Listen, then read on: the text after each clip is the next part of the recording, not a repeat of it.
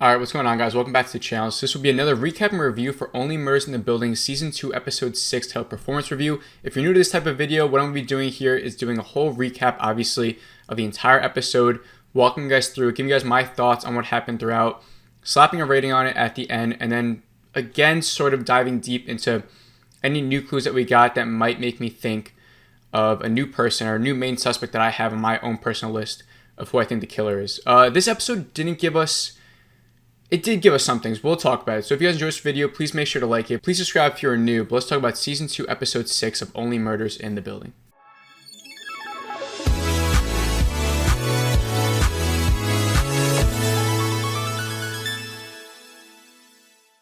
So the beginning opens with a narration from Poppy, who is the secretary, producer, lady for Cinda Canning, who is played by Tina Fey.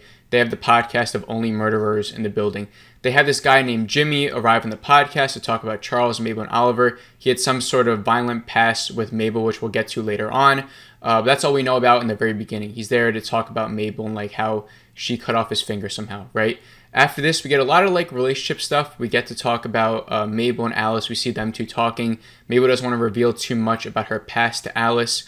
We see Charles and Jan. We see Charles start to get more roped into this like relationship with Jan. He's really developing feelings for her again. And then we see Oliver trying to take a test to really figure out what happened with his son's, parentage and why that test came up that he was Greek, because Oliver's just not Greek. After this, we get put on the set of the Brazzers reboot where we have Mabel and Lucy and Oliver there. In this scene, Mabel realizes that there's some sort of DNA and fingerprints on the matchbox. So what they do is that they call up Detective Williams, who they still have their number, when Charles remembers that she is the one that texted them to get out of the building in the season 1 finale. So he still has her number, and he texts her to tell her that there may be fingerprints on here, and they set up a meeting. But before they can do that, they get called to the Arconia where they see Detective Kreps. This is played by the guy who is always screaming on social media. I see this guy everywhere. I forgot his name, but he's everywhere, and he's always yelling about something or complaining about something. And so he's there, and Cinda Canning is also there, and he tells the two podcasters to stop podcasting this investigation because it's leading to all these different phone calls, and it's pretty much disrupting the main investigation. So that is sort of like what he tells them. We see Mabel go to Poppy and sort of explains to her to stick up for yourself because Poppy is sort of getting abused in a way by Cinda Canning, like verbally. I would say verbally abused by her boss. So Mabel is telling her to sort of stand up for yourself and to also take Jimmy, who's like the guy that said that Mabel violently attacked him when they were younger. Mabel wants him off of the podcast. So now towards the end, we see Detective Kreps also tell the trio that Detective Williams is in Denver. So she's not the person that's been texting the trio. So they realize that this person is probably the killer. That's what they say. So now they sort of set up this trap where they're going to have this glitter bomb that will explode, so that will show who the killer actually is. They have this whole plan that ends up going awry because while the person that was texting them is looking through the garbage, Charles accidentally, not reveals, but he gets caught texting Jan or something with Jan, and Mabel realizes it, and Mabel gets really upset at Charles because, Jan is the one that killed her friend, which is something that I totally forgot. I forgot that Tim Cohn was like a close friend of Mabel. So that makes it really like this betrayal thing between Charles and Mabel, since he thinks that he can just still date Jan, even though not only she's a murderer, but she's also the murderer of, one of his colleagues' friends. So it's even deeper for Mabel. So she gets all mad at him about this. The glitter bomb goes off. They don't see who it is. The person gets away. And Mabel goes back to her apartment where she finds Alice sort of like recreating Bunny's death. I guess she's obsessed with this case as well. This could sort of explain our skepticism on Alice, why she's been acting weird, the whole Son of Sam card, like why she's sort of involved and is interested in this case but may not actually be the killer. It's because she's obsessed with the case as well. I don't know what her actual reasoning was for this recreation. I guess we'll see in the next episode.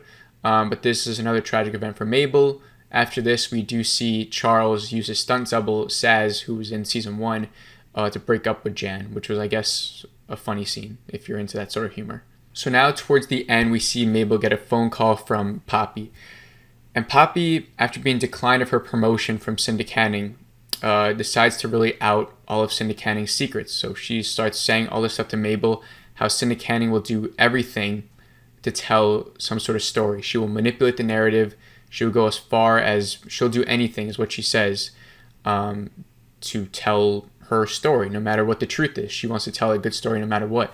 And so she sort of hints that Cindy Canning may be the one that is pulling the strings behind Bunny's death, or all these different clues. Like maybe Cindy Canning is the one that is placing all this false evidence, or maybe even trying to frame Mabel, Charles, and Oliver. That's sort of what is hinted at towards the end here with this phone call. And it also makes sense, right? Since this trio is her main competitor in this whole crime podcasting world, it would make sense maybe she'd want to frame them to get them out of the picture. Even if she's not the one that's behind Bunny's death, which I don't think she will, she is probably and could be the one that is trying to frame them, at least just so that she can get the trio out of there, right? So while Poppy is still sort of saying all this stuff, narrating it, we see Mabel on the train, and she sees the person that was at the garbage can that had that explosive, glittery thing all over him. And the next moment we see is her stabbing this person. A video gets sent to Charles and Oliver from Oliver's son, and it's a TikTok or some sort of video of Mabel literally like stabbing this person like in the heart, probably not killing him. Either way, this is big. This is a criminal charge. It's like a felony, unless I don't even know. Like, this is a felony in the police's eyes. Like, this is huge. And Mabel flees the scene.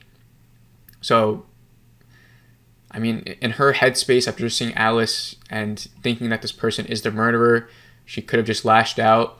Maybe this person attacked her. Maybe in the next episode we'll see that, and maybe this will be a self-defense thing, and it's not as bad as we might think it is, at least right now. But that is how the episode ends. So now, after walking through, I'm just going to give you guys my rating for this episode. I'm giving it a 3.1 out of 5. I think the whole episode was like okay. It was very comedy focused. I realized seeing this whole perspective behind Poppy and Cindy Canning, I thought it was an interesting look. I didn't love it. I didn't like how like we weren't really unraveling the case in those big middle portions of this episode, or at least even the first 20 minutes. It was like the matchbox fingerprints. That was like the only clue. That sort of led nowhere, as we knew Detective Williams wasn't the one texting them and having the whole plan, the glitter bomb stuff. It was pretty interesting. I didn't really love it too much, but I think the ending did save this episode for me. It was a shocking ending. I knew it was coming too. I was like, this episode is a little bit on the boring side for me. I'm sure there's gonna be some sort of shocking episode that's gonna make up for all of it. And this was one of the, if not the most shocking endings to this show so far. Seeing Mabel stab this person, it was a lot of fun to watch. It was crazy to actually see that. And so now let's actually talk about who the killer might be, and if my thoughts have changed on that. I think my thoughts on the killer haven't changed. I don't think Cindy Canning is the killer. I don't think she killed Bunny or even hired someone to kill Bunny just to make a good story or a good podcast. I don't think she'll go that far. Even though the show might even though the show might want us to think that from Poppy's perspective, maybe Poppy thinks that. I don't think we should, because I don't think she would go that far. That's just my own personal thoughts. But I do think she is the one that's framing Charles, Mabel, and Oliver. I think it just makes sense. We're on the 6th episode. We're getting towards the back half of the show. This is where we could actually take the clues as they are. It might not just be throwaways for the show. This could be some real evidence that could explain at least one portion of the show. And I think this would be a good time in the 7th or 8th episode to really find out who's framing these characters. We can get that out of the way. Maybe Cindy Canning goes away to jail for that or whatever. And then the last 2 episodes are focusing on who actually killed Bunny and unraveling that, right? So that's my stance on that. And then for the actual killer, like I said, we didn't really get that much clues. The person in the garbage can and with the stuff all over them that was just stabbed, is that the killer? I don't think so.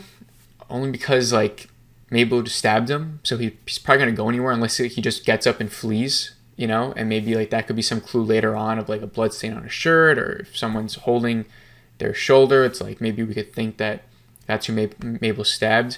But I'm also thinking that maybe he'll just be brought to a hospital and it's someone that we know already or something. I don't think it's the actual killer, though, because Mabel stabbed him. Like, he's probably going to go to the hospital and we'll probably know who that person is. And we're only in the 6th episode, Unless, like I said, that person just gets up and flees. Then that's a different story. But yeah, I wonder what's going to happen to Mabel now. She's got to be, this video is everywhere now. They've seen her face. They said Bloody Mabel. People know who she is. The cops are going to go after her. She's going to get arrested. She's going to go to jail.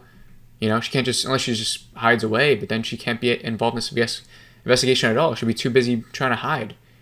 You know, so it's gonna get really complicated. She's either gonna go to jail, or maybe what I think it is. I think this person might have attacked her first, and so it's seen as self-defense, and then she stabs, and then maybe he does get away, and that's how it goes down. Then why would she run away? I don't know. That's just my own personal thoughts on it. So I don't think my mind on the killer has changed. My number one suspect is still Nina. I still think Howard. I think Alice might be checked off my list. I think this weird stuff of her recreating the murder, obviously I feel like that is a main it's a good reason to cross her off the list. You know, like she's involved in like this weird obsession thing, not in like being the killer way. That's like my perspective on her, or my thoughts on her. And that's pretty much it. So let me know down below if your thoughts change on the killer at all. Do you think it's Cindy Canning? Do you really think she'd go that far to kill Bunny for a more compelling story? Or do you think she's just framing them, or do you not believe that at all either? Or just let me know who you think. And that's pretty much all I have for you guys.